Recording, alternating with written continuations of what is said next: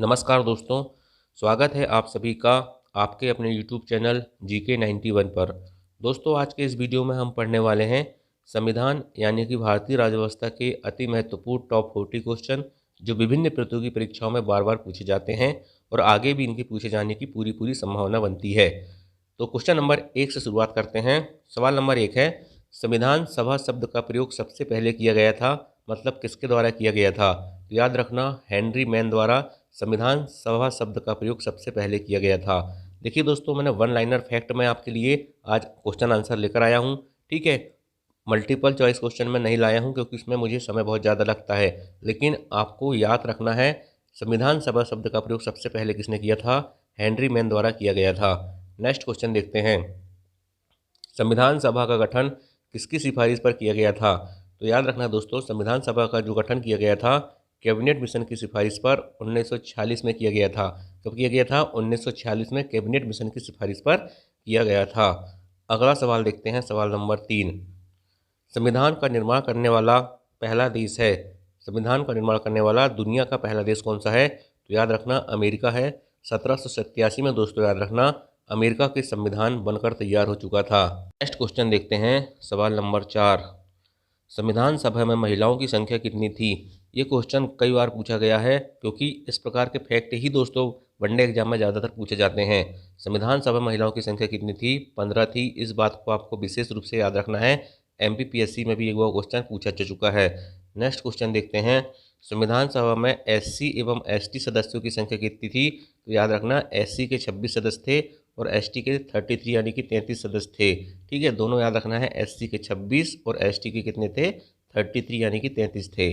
Next है, संविधान सभा में किस रियासत के प्रतिनिधियों ने भाग नहीं लिया था? तो याद रखना, संविधान सभा में हैदराबाद रियासत के प्रतिनिधियों ने भाग नहीं लिया था।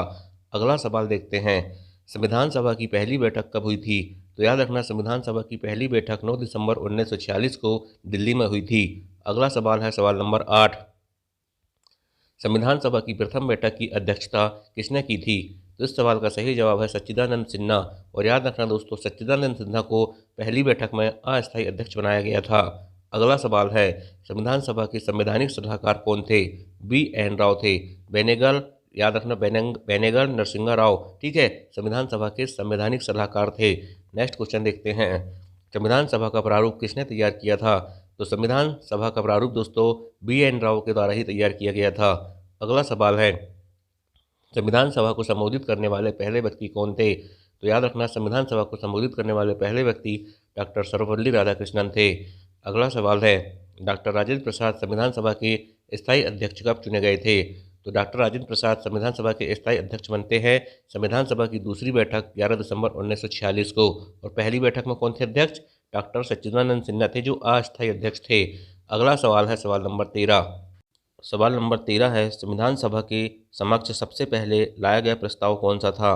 तो याद रखना, उसका नाम था उद्देश्य प्रस्ताव।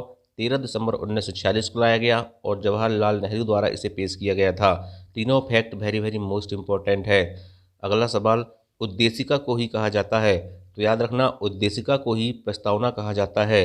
प्रस्तावना दोस्तों याद रखना, प्रस्तावना को कॉन्सेप्ट हमारे देश में अमेरिका के संविधान से लिया गया है, लेकिन जो प्रस्तावना की भाषा है वो ऑस्ट्रेलिया देश के संविधान से ली गई है। इन दोनों चीज़ों को आपको याद रखना है। अगला सवाल है, प्रस्तावना को अब तक कितनी बार संशोधित किया गया है? तो प्रस्तावना को अभी तक एक बार संशोधित किया गया है, 42वें संविधान संशोधन 1976 के द्वारा। ठीक है, एक बार 42वें संविधान संशोधन 1976 के द्वारा। नेक्स्ट है, प्रस्तावना में समाजवादी, पंथनिरपेक्ष तथा अखंडता शब्द कब जोड़े गए थे? तो वही 42वें संविधान संशोधन 1976 द्वारा इंदिरा गांधी जी के समय दोस्तों याद रखना, प्रस्तावना में समाजवादी, पंथनिरपेक्ष तथा अखंडता शब्द जोड़े गए थे। अगला सवाल है सवाल नंबर 17, प्रस्तावना को भारतीय संविधान की आत्मा या कुंजी किसने कहा है? तो ठाकुरदास भार्गव ने प्रस्तावना को भारतीय संविधान की आत्मा या कुंजी कहा है। भीमराव अंबेडकर ने भारतीय संविधान की आत्मा किसे कहा है?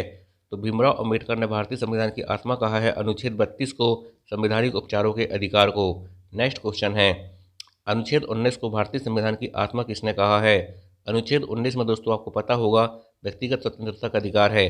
पंडित जवाहरलाल नेहरू ने अनुच्छेद 19 को भारतीय संविधान की आत्मा कहा है। नेक्स्ट क्वेश्चन है, प्रस्तावना को भारतीय राजनीति की जन्म कुंडली किसने कहा है? तो प्रस्तावना को भारतीय राजनीति की जन्म कुंडी कहा है के.एम. मुंशी ने। नेक्स्ट क्वेश्चन देखते हैं, संविधान को पवित्र दस्तावेज किसने कहा? तो संविधान को पवित्र दस्तावेज कहा है भीमराव अंबेडकर ने। किसने कहा है? भीमराव अंबेडकर ने संविधान को पवित्र दस्तावेज कहा है।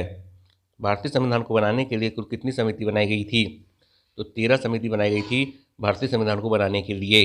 नेक्स्ट क्वेश्चन है, संविधान की प्रारूप समिति के अध्यक्ष कौन थे? तो संविधान की प्रारूप समिति के अध्यक्ष थे डॉक्टर भीमराव अंबेडकर। याद रहेगा, प्रारूप समिति के अध्यक्ष डॉक्टर भीमराव अंबेडकर थे। अगला सवाल है, संविधान सभा में डॉक्टर भीमराव अंबेडकर का पहली बार निर्वाचन कहाँ से हुआ था? पूर्वी बंगाल से हुआ था और विभाजन के बाद मुंबई प्रेसिडेंटी के पुणे से। ठीक है, याद रखना, डॉक्टर भीमराव अंबेडकर का पहली बार निर्वाचन पूर्वी बंगाल से हुआ था और जब विभाजन हो गया तो उसके बाद मुंबई प्रेसिडेंटी के पुणे से हुआ था। अगला सवाल है, स्वतंत्रता के पश्चात प्रथम कानून मंत्री कौन थे? तो स्वतंत्रता के पश्चात प्रथम कानून मंत्री कौन थे? डॉक्टर भीमराव अंबेडकर थे। वेरी वेरी मोस्ट इंपॉर्टेंट सवाल। अगला सवाल, स्वतंत्र भारत के प्रथम वित्त मंत्री कौन थे? तो आर.के. शनमुखम चेट्टी। आर.के. शनमुखम चेट्टी स्वतंत्र भारत के प्रथम वित्त मंत्री थे। नेक्स्ट क्वेश्चन, झंडा समिति, संचालन समिति तथा नियम समिति, ये 3 समिति है, झंडा समिति, संचालन समिति और नियम समिति के अध्यक्ष कौन थे? तो तीनों के अध्यक्ष डॉक्टर राजेंद्र प्रसाद थे, जो भारत के प्रथम राष्ट्रपति भी बनते हैं। अगला सवाल है, संघ संविधान समिति के अध्यक्ष कौन थे? तो जहां भी दोस्तों आपको समिति में संघ दिख जाए वहां हमेशा याद रखना पंडित जवाहरलाल नेहरू ही अध्यक्ष रहते हैं। ठीक है, चलिए नेक्स्ट क्वेश्चन देखते हैं, प्रांतीय संविधान समिति एवं सलाहकार समिति के अध्यक्ष कौन थे? तो सरदार वल्लभ भाई पटेल प्रांतीय संविधान समिति और सलाहकार समिति दोनों के अध्यक्ष थे। अगला सवाल है, मौलिक अधिकार और अल्पसंख्यक समिति के अध्यक्ष कौन थे? तो मौलिक अधिकार और अल्पसंख्यक समिति के अध्यक्ष सरदार वल्लभ भाई पटेल थे। अगला सवाल है, सवाल नंबर 31, मौलिक अधिकार की जो उप समिति थे उसके अध्यक्ष कौन थे? तो जे.बी. कृपलानी थे। 22 जुलाई 1947 को संविधान सभा द्वारा, याद रखना, राष्ट्रध्वज तिरंगा को अपनाया गया था। कब? 22 जुलाई 1947 को। इसीलिए 22 जुलाई को क्या होता है? झंडा दिवस मनाया जाता है। भारतीय संविधान के निर्माण में कितना समय लगता था? तो 2 वर्ष 11 माह तथा 18 दिन का समय भारतीय संविधान के निर्माण में लगा था। और संविधान सभा के कुल कितने अधिवेशन हुए थे? तो 11 अधिवेशन टोटल हुए थे। इस बात को आपको याद रखना है। अगला सवाल है, संविधान दिवस या विधि दिवस कब मनाया जाता है?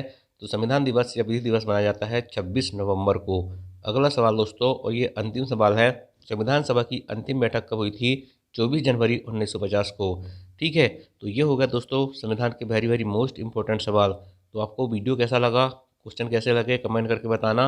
और एक सवाल मैं जैसा हमेशा पूछता हूँ दोस्तों आपसे, कि आपको ये बताना है कि भारतीय संविधान में कुल कितने भाग हैं? भारतीय संविधान में कुल कितने भाग हैं? ठीक है, कितने अनुच्छेद हैं और कितनी अनुसूचियां हैं? जिसे भी पता हो दोस्तों कमेंट करके जरूर बताना। थैंक यू, जय हिंद, जय भारत।